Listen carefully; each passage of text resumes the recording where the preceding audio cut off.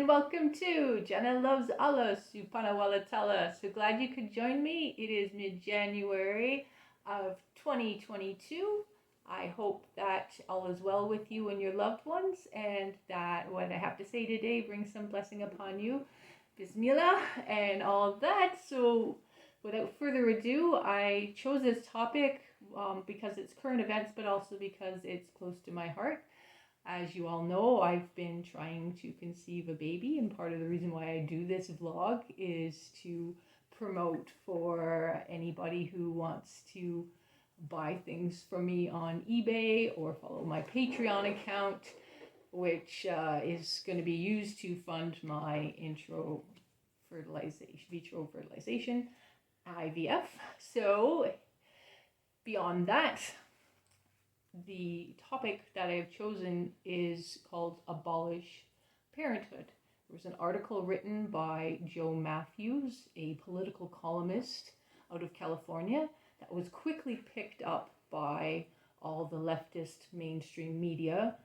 And although it was an opinion piece, when it was reprinted, it was taken as something that is very much the political agenda. And at the same time, I think it was tongue-in-cheek, meant to be such, but the author himself wrote it very satirically. And you have to really be able to read between the lines to follow that satire, because it was such a short, poignant article. I will touch upon different aspects of it, but most of all, what I found very interesting was in the uproar, instead of attacking just the idea that it was leftist, the people were more attacking the author and missing that it was satire. He was giving an example of a worst case scenario and trying to warn people, much like Aldous Huxley did with Brave New World. He even made reference to that book in his closing statement. So, take what you will. For most people who do these vlogs, a lot of them, I almost jumped into the foray and got right in on it.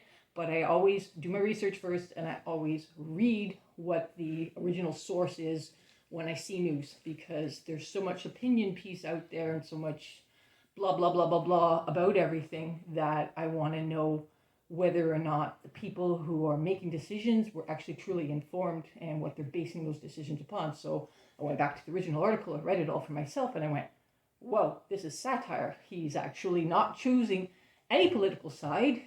He is saying that these are the dangers that parents are facing right now. And it's been evidenced straight on all through society lately that the government is slowly eradicating your rights as a parent in an effort to, quote unquote, abolish parenthood. Now, he went on to suggest that this idea isn't new. He actually quoted Plato, who had quoted Socrates, that the community was better off to, or the state actually was better off to be a parent, so that the child knew not the parent and the parent knew not the child. And as you all know, that's completely contradictory to what our responsibilities of parenting are, what our responsibilities, our God-given responsibilities are. And they completely run contrary to our duties to one another, and in the greatest gift that can possibly be given to us, that of life. To that effect, you probably know that, I'm trying to have a baby, and I'm not having a very good time with it, and I have to have in vitro fertilization. So, I'm doing this to get the Patreon sponsorship, to get people interested in buying things through my eBay, so I can use those funds to put towards my in vitro treatment, which costs thousands, and God willing, everything will come in its due time. In the meantime, we have a duty to recognize what's going on. I've talked about it before in my vlogs about how the school system has been compromised, about parents getting upset and trying to fight this. This is one of the arguments that Mr. Matthews made in his article, was that once they took away or made illegal parenthood, then there would be no more rebuttal, there would be no more resistance to the changes that were being made in the schools. And those changes that are being made in the schools are without rhyme or reason, it would seem. Recently, somebody suggested that they had taken those unisex bathrooms and added in a litter box for children that considered themselves furries. And if you don't know what that is, it's probably best that you don't know what that is. It has a lot of ramifications. On the outside, it's children pretending to be dogs and cats and stuff like that. On the upscale, it becomes a very deviant sexual behavior and something that should not be around children at all. At the very least, it was refuted that it was not something that was happening, and that the schools will not allow that level of fantasy play. But then it begs to question, okay, if that's preposterous and they're not allowing that, how long until they do allow something similar? Because a lot of the actions and changes and stuff that have taken place a generation ago would have been considered preposterous. We would have never imagined that some of the things that are going on or being taught in our schools would be happening. So they're making this division between the children and the parent. They're doing it now in California, which is probably what declenched the article in the first place. There is a bill on the table to give children ages 12 and up the right to overrule their parents and go and get themselves vaccinated against COVID without their parents' permission or authority, or directly against their parents' wishes. Similar thing, this is just a bill right now, but everybody figures it will pass because they already have similar things on the books for birth control, abortions, things like that, where the parents are never consulted and the kids can go on and do what they feel they must do. And beside the point that the behavior, which is unbecoming for the children in the first place, very much not what the parents want. The parents, when these crises happen to their kids, don't even know that the children are resorting to this. And when the children just resort to having birth controlled without the parents' knowledge, then they're going and they're being sexually active at a very young age without the parents' knowledge. So, there's all these different ramifications in the schools. They're keeping it, not only keeping from the parents, they're instructing the children that this is okay to do.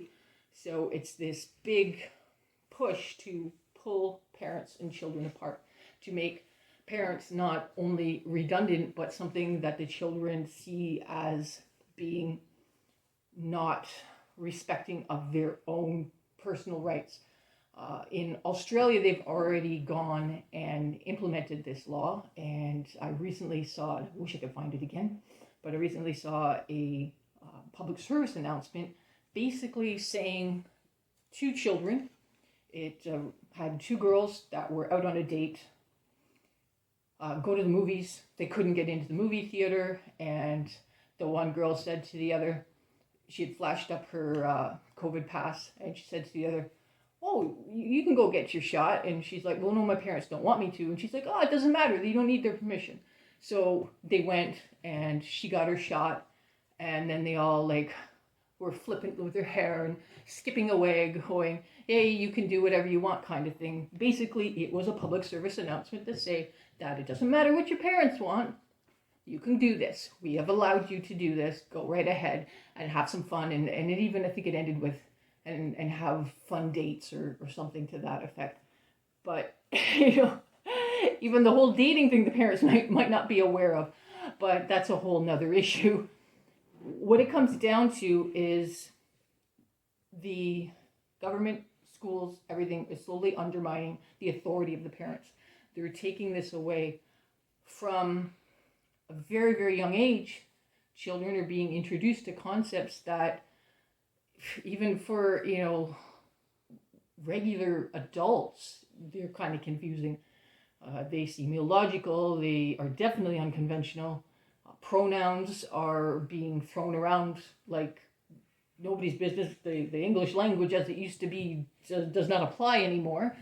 And that's just a minor thing that's being taught to kids as young as kindergarten age without the parents being able to do anything about it, or so it would seem. The reason I'm bringing this all up is because there is something you can do about it.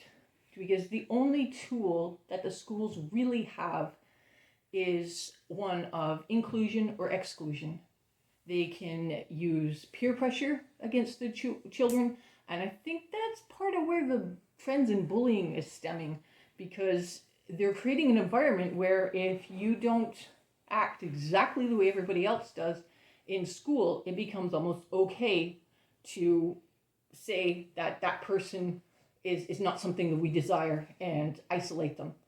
And the other thing they do is to just suspend a child that they feel they cannot control, putting all the tension, everything on the parent. But because they start off with this idea of safe spaces and everybody's happy and we'll do all these things with good feelings from a very, very young age, and they spend usually more time with the children than their parents do, you get very early on where the child feels more connected with his social circle at school than he does at home.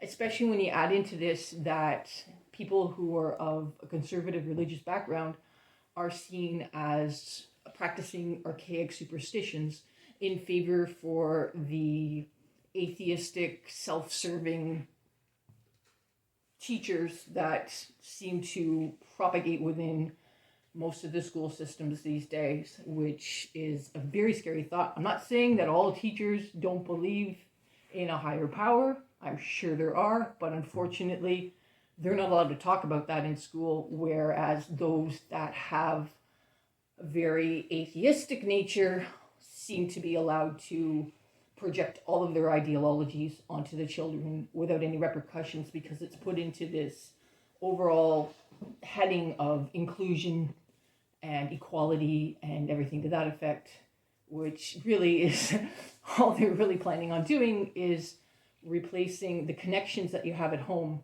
with connections within the state, with connections within the school, with sense of belonging to the group as opposed to your family unit. See, they want to destroy the family unit because the family unit is the building block of society, and you can control, when you control that building block of society, then the society becomes dependent upon the government for absolutely everything. So the good news is, if you take the time to, from a very young age now with your child, if your child is in a public school system and you are a conservative parent, you've got to start talking to them now about how much you love them, how they'll always be part of your family, how the people that they're surrounded by at school, your teachers, their peers, might not always be in their lives. And you can use yourself as an example, because I'm sure there's people that you've lost contact with over the years. Everybody does. As people grow up, they grow away from one another for whatever reason. You can also add to that that you love them unconditionally. And the thing of it is when it comes to discipline, you have to teach them that there are consequences in life. They may not see them at school right now because school doesn't have a lot of consequences for most kids. But family life does. There's responsibilities which need to be met. And in school, they're not even held back nowadays for failure to do their assignments. So the fact that they have ramifications at home means that they tend to prefer school. And it chisels away at the relationship at home. So you have to explain to children from a very early age what responsibility is and how you look at your responsibility as a parent as an honor, because children are a gift, and how much you value them and why and how they're special. Because the one thing that the school cannot do is replace the love that a parent has for a child. As much as society cannot do that, it's that family connection, that one-on-one where the individual is loved for everything about them, that makes the connection that a state-run or larger group cannot possibly conceivably do. They chip away at all the things that make things different and say that they love the group identity. If anybody was part of that group, then, oh yeah, we're all equal, we all love each other. But they take away everything that makes that person unique and special. And in doing so, they're not really showing that person true love. And that's where we can always win as parents. That's where we can always win against this craziness that is eating away like a bug on a plant at society, at the foundations of things.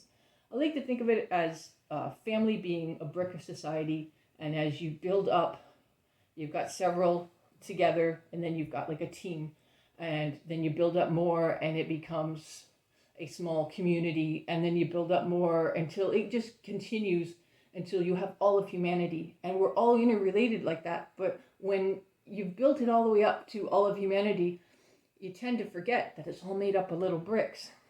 And as the system tries to take over and destroy that foundation, they're basically trying to crush that brick, which is only going to leave them with dust.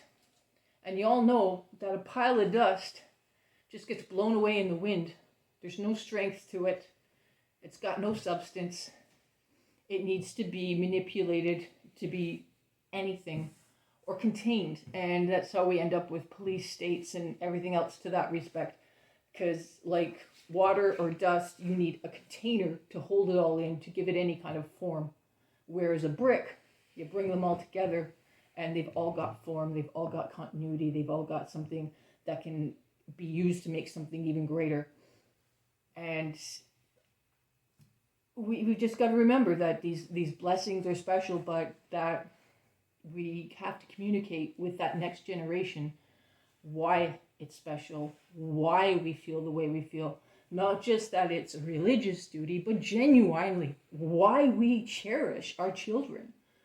And in doing so, we make them in turn cherish us for the love, for the commitment that we've shown to them.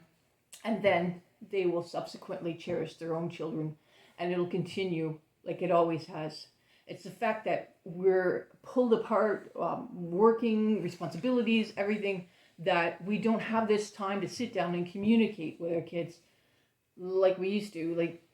And they lose that message because they have a different message that's reinforced day after day after day after day after day that's completely contrary to what the home environment is trying to tell them. So we've got to break it down and address all the things that they might be hearing or they might be learning, and sit down and explain where you stand on those issues and why. And then with the communication lines open, you'll know what's going on in your child's life, and you'll be able to circumnavigate anybody trying to abolish parenthood, because you will teach your child what it means to be a parent, and they'll want to be one too. Well, that's all for now. Hope you enjoyed. Take care. Until next time.